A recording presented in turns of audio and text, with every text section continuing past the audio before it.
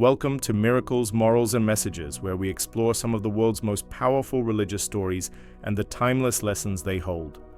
Today we're diving into one of the most well-known moments from the Hebrew Bible, the story of Moses and the burning bush. This story is more than just an extraordinary miracle.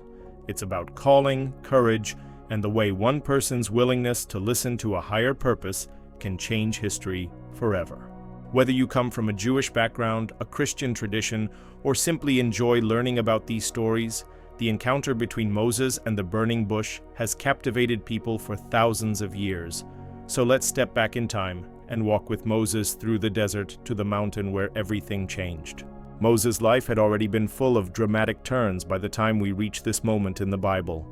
Born during a time when Pharaoh had ordered the death of Hebrew baby boys, Moses was placed in a basket and set afloat on the Nile River by his mother, desperate to save him.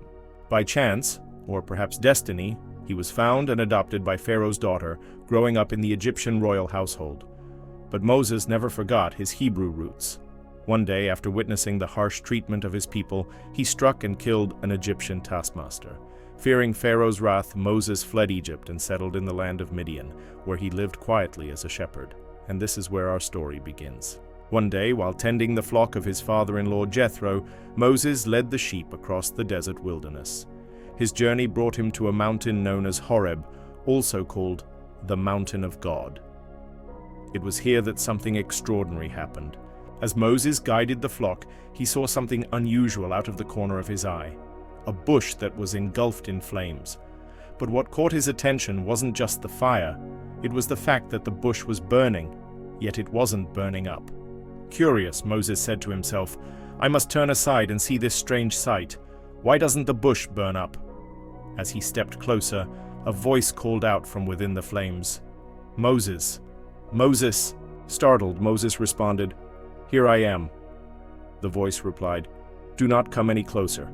Take off your sandals, for the place where you are standing is holy ground." And then the voice identified itself. "I am the God of your father, the God of Abraham, the God of Isaac, and the God of Jacob." Moses hid his face, afraid to look upon God. The voice of God continued, "I have seen the suffering of my people in Egypt. I have heard their cries under the oppression of slavery, and I am concerned for their pain. So I have come down to rescue them and to bring them to a land flowing with milk and honey." Then came the life-changing moment. God said to Moses, "So now go. I am sending you to Pharaoh to bring my people, the Israelites, out of Egypt." Moses was overwhelmed.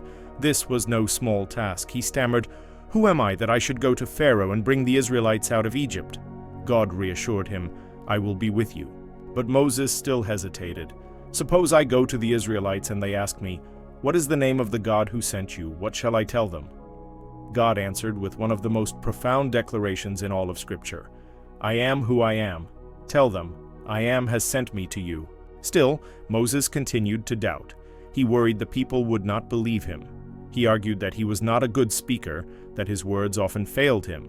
But God assured him that he would give him the words to say, and even appointed Moses' brother Aaron to help him.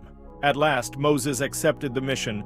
He would return to Egypt, confront Pharaoh, and lead the Israelites out of slavery. And it all began with that single encounter, a bush that burned with divine fire, but was never consumed. Now let's step back for a moment and think about what this story would have meant in its time. For the ancient Israelites, this was more than just a miracle. The burning bush was a powerful symbol. Fire, in many ancient cultures, represented divine presence, something both dangerous and holy.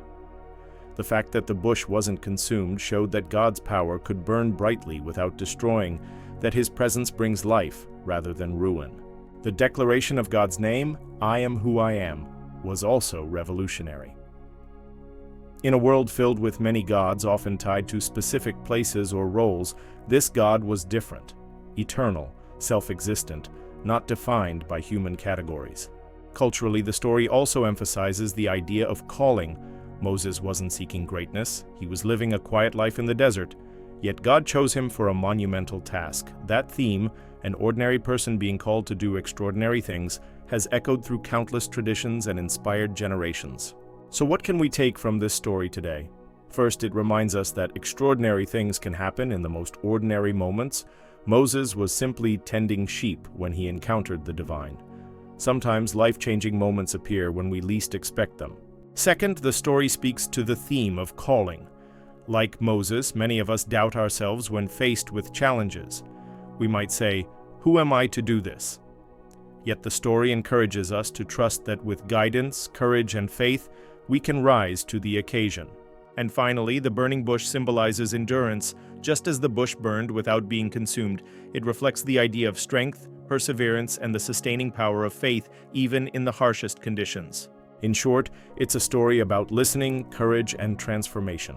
From a humble shepherd in the desert to the leader who would confront Pharaoh, Moses' journey began with fire that did not consume, a flame that lit the path of liberation. The story of the burning bush has endured for thousands of years because it speaks to something universal, the moment when we're called to step into something greater than ourselves. Thank you for joining us for this episode of Miracles, Morals, and Messages. If you enjoyed this story and the insights behind it, make sure to like, share, and subscribe for more episodes exploring the wisdom behind the world's religions. Until next time, keep your eyes open for the burning bushes in your own life, those moments that may be calling you to something greater. And as always, if you have a story you'd like to see us cover, use the link in the video description to submit your request and we'll do our best to get it included in our library.